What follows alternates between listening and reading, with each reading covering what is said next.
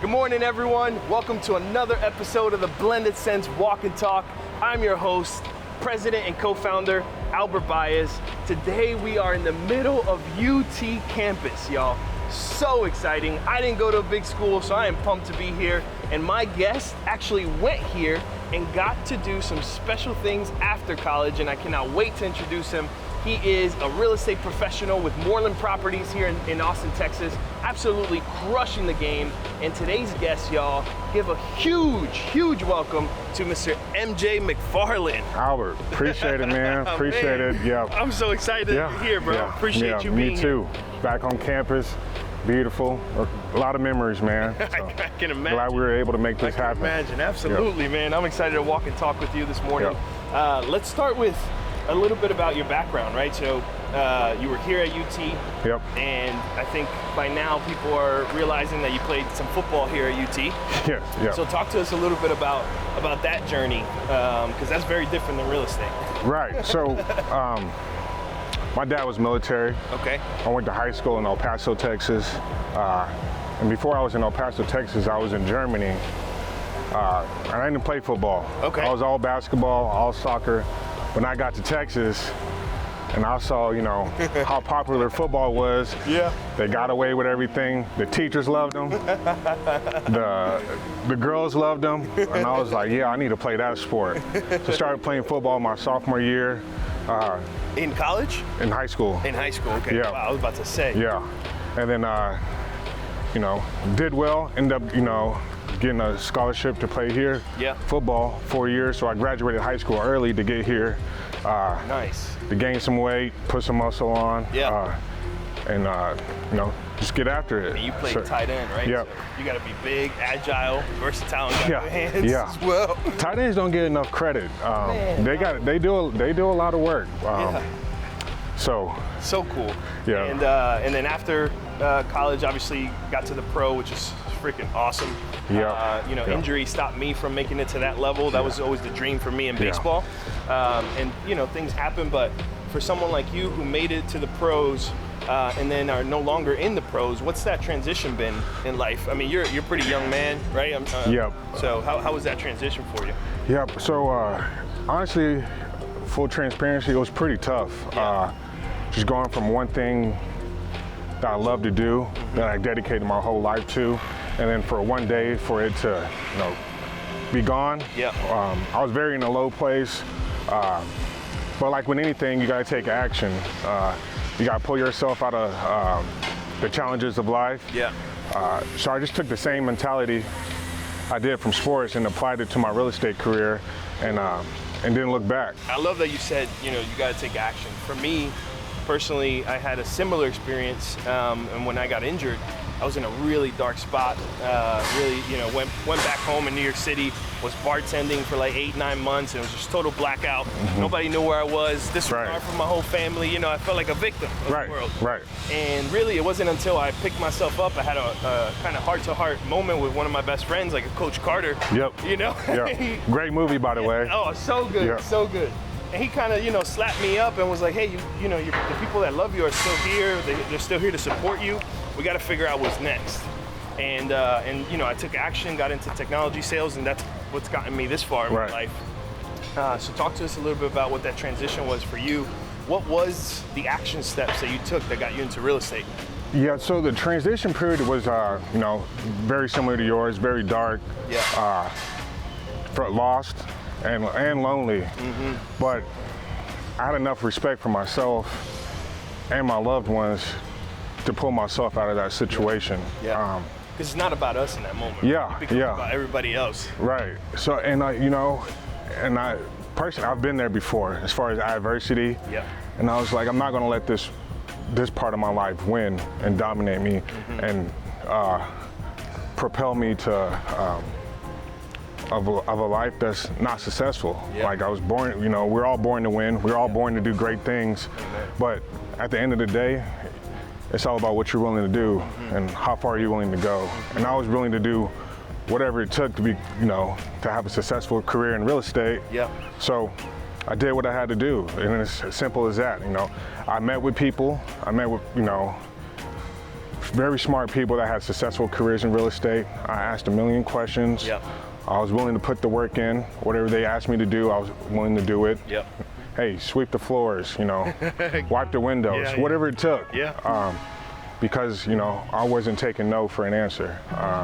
That's awesome. Yeah. What did you know people that were in real estate and that's what attracted you to it? Or did you, how did you fall in love with real estate? How did you know that was something you wanted to pursue? So I really enjoyed the flexibility of it and being able to create, Be your own boss. Be your own boss and create a business for yourself. Yeah. Coming from the NFL and coming from sports is very structured. A lot of things out of your control. Yep. And at that point in my life, I wanted some control of my destiny. And that was one of the careers that allowed me to do so. Yeah. So when I was playing in the NFL, I got hurt. While I was rehabbing my knee, I got my license. Because what else I'm gonna do? My knee's propped up. Yeah. I'm just at home. I'm like, man, let me just start being proactive because you never know when that phone doesn't ring anymore. Yeah. Man. So I just wanted to set myself up for success and just have a plan. And action's such the antidote to despair, right? Correct. I think people talk about a lot. Idle mind is a bad place to be in. Yeah, 100%. Been there. Then yeah. Thoughts that aren't yours start to creep in. Yeah. Doubt, self-doubt, all that stuff. Man, I'm so happy for you. I'm so happy for us that we got to dig ourselves out. Yeah. And I'm so grateful for the people around me because they were such a big part of that time period. 100%.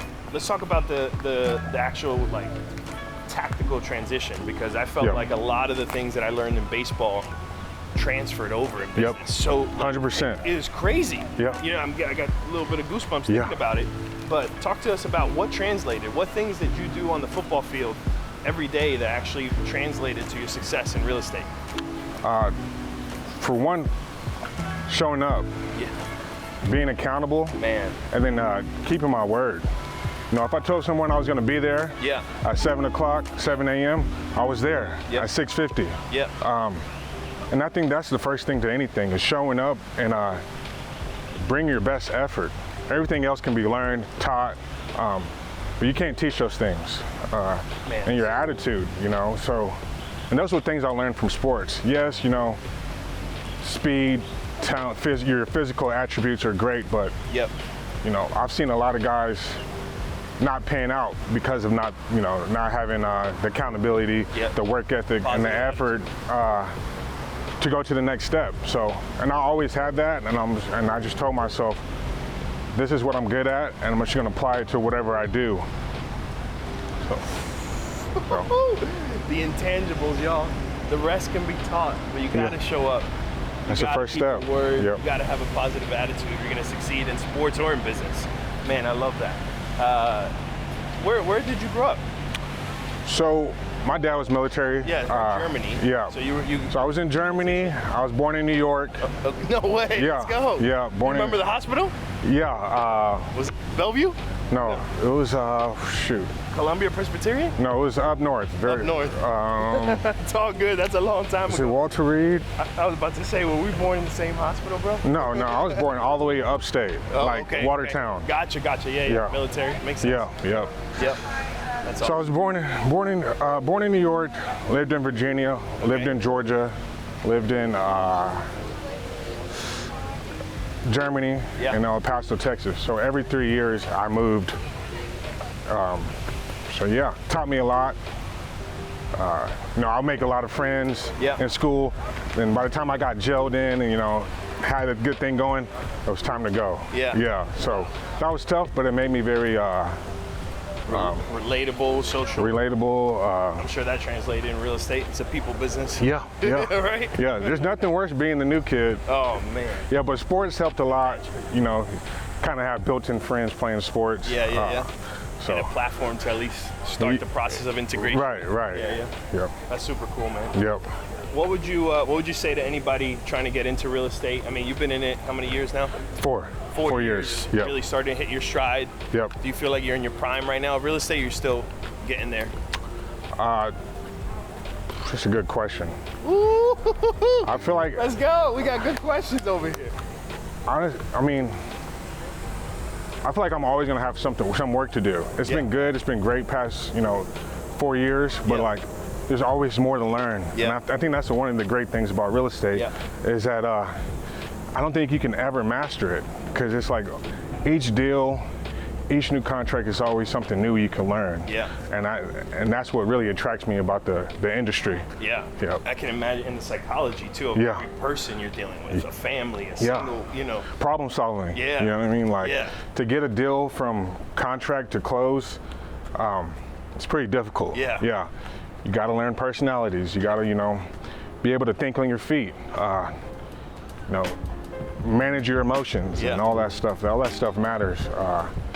That help, mold and build a great agent. Yeah. So yeah, I enjoy it. I'm just really thankful and blessed that I found something that I love to do. Yeah. Yep. So, I think that's and I think that's very important for anyone. You read The Alchemist by Paulo Coelho? No, I haven't. So the book's all about like our only obligation in life is finding our personal legend. What are we supposed to be doing in life? And man, I think that's so important for happiness. Yeah. And like, if we can be happy, imagine how many people we can impact, right? Yeah, 100%. Dude, it's been such a pleasure walking and talking with you this morning. How can somebody find you? I think you deal with buyers, with sellers. You do development as well. Yep, I do. Amazing. How does somebody connect with you online? Is it so? I know you're active on social media. Yes. Social media is probably the best way. I'm a real estate agent, so it's pretty easy to find me. So you got 2 phones? Yeah, no, just one. I'm not on the 2-phone game yet. But Instagram-wise, MJ_MC, you'll be able to find me. Reach out. I'll do whatever I can to help. I love what I do, and I love just helping people, because that's what we're here for. So good, man. Yeah. You're such a showstopper, bro. Everybody's looking at us. They must either recognize you or thinking, who is this guy? Shoot. But I'll walk with you and talk with you anytime, man. Yeah. I really appreciate you. Yeah, no, I appreciate you, man. Yeah. You're the man. Yeah, you're doing a great thing. So, yeah, man. You're an inspiration. So appreciate thank you guys so much for tuning in to another episode of the Blended Sense of Walk and Talk. Remember, get up, get your creativity going, connect with people, show up, bring a positive attitude, and you will see success in business and sports and in life. Thank you, and until next time, see you soon.